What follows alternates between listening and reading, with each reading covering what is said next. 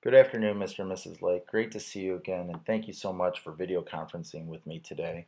I thought it would be, with it being January, it was a little too cold out for you guys to come out to the office, and I hope that you enjoyed your holidays, um, that you're still keeping to your New Year's resolutions and are ready to get back to the grind. Nothing like getting back to the grind like financial planning and estate planning, right? With that being said, I just wanted to spend a brief 5 to 10 minutes on a follow-up conversation to our last meeting.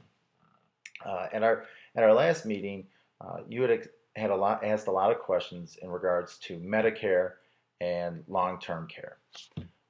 You had mentioned that Lauren's mother is not doing too well, and I'm very sorry to hear that, and that you thought that um, Medicare would pick up a lot of the costs in regards to her chronic health.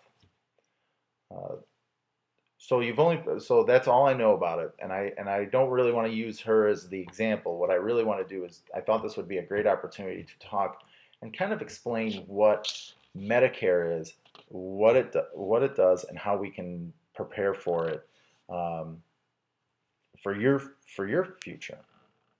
Uh, Medicare is a government health insurance plan that covers individuals that meet three requirements. Either they're on dialysis and are in end-stage renal failure, are on Social Security disability and have been for 3 years, or in the case of like Mark, he's 65 years old and then becomes eligible. Um, Medicare coverage would be secondary to health insurance. So I know the family is under Lake Enterprises currently. If Lake Enterprise, if you guys for whatever reason had needed to use Medicare and you had exhausted all the benefits, you could then start using like for Mark could use Medicare benefits.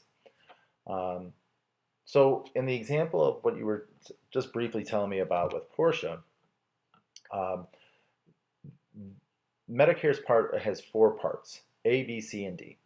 And the part that regards to Portia is called Medicare Part A. And that covers skilled nursing care, home health services, and hospice care. To qualify for any of those, a patient needs to meet three general conditions. Uh, a, a, a medical professional must certify that the patient's condition requires skilled nursing care.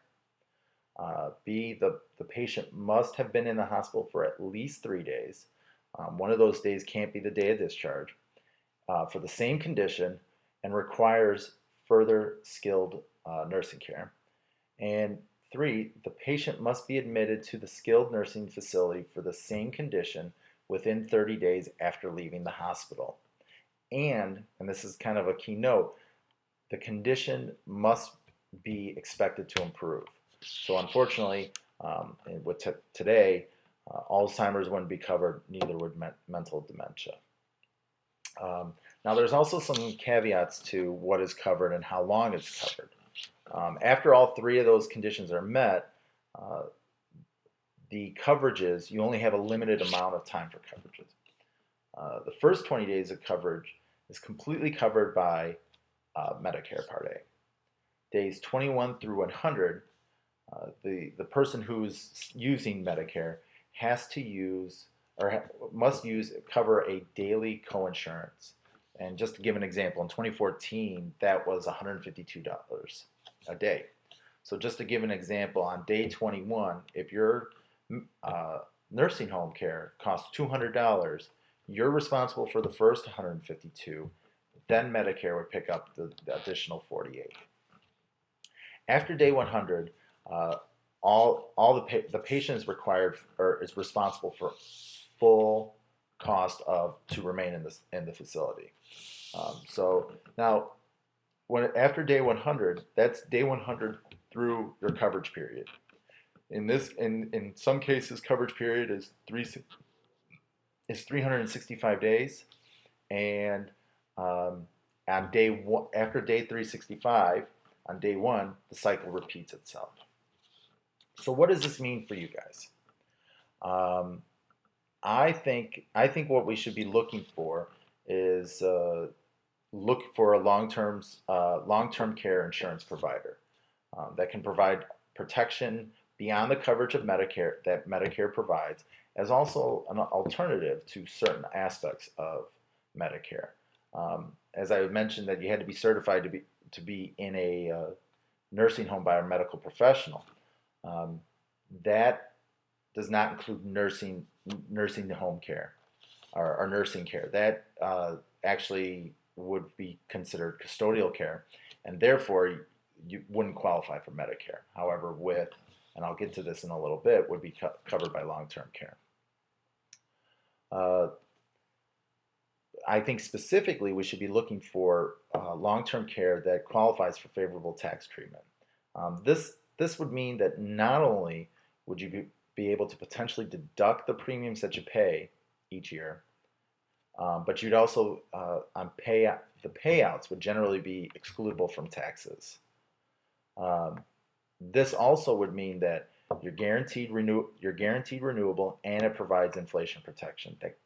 And it cannot exclude any specific illness, including Alzheimer's. Also, long-term care can, in a way, piggyback Medicare because the contracts cannot pay for expenses that are reimbursable under Medicare. So then this is kind of like a backstop to the backstop. Where long-term care differs from Medicare is that long-term care cannot require hospitalization before paying nursing home benefits. So if you needed to go into a nursing home for something or just needed to get out of the house, you could. Just kidding. The 7 basic services covered by standard long-term care are skilled nursing care, immediate nursing care, custodial care, nursing home care, home health care, assisted living, adult daycare, and hospice care. Now, given both of you guys' excellent current health, now would be the perfect time to get long-term care insurance. Especially you, Lauren, because at 50 years old, the chances of you needing it are going to be very slim. So therefore, they are going to definitely give you a favorable premium. Mark, with you being 65, it might be more difficult. I think you should have no problem given your health. However, it might be a little bit more expensive. That being said, after getting a couple of quotes and it appears to be still too expensive, we do have options. One, obviously you're already part of Medicare, and so you're already eligible for it. But then there's the other option. Given your large assets, we can self-fund, and I think right now, given everything, you'd have no problem self-funding, just putting money aside and paying out of pocket. Very similar to what Portia probably is doing right now. Is there any questions with that? Is there anything I can help you with? Does that make sense?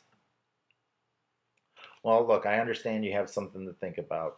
How about we touch base probably this time next week, say 3:30. I'll give you a call and we can just touch base and see what your thoughts are. And if you need help, I will definitely help you guys get a quote together. Okay, well, if there's not anything else, thank you again for meeting with me briefly. I hope you guys have a good rest of the day, and I'll talk to you again next week. Thanks.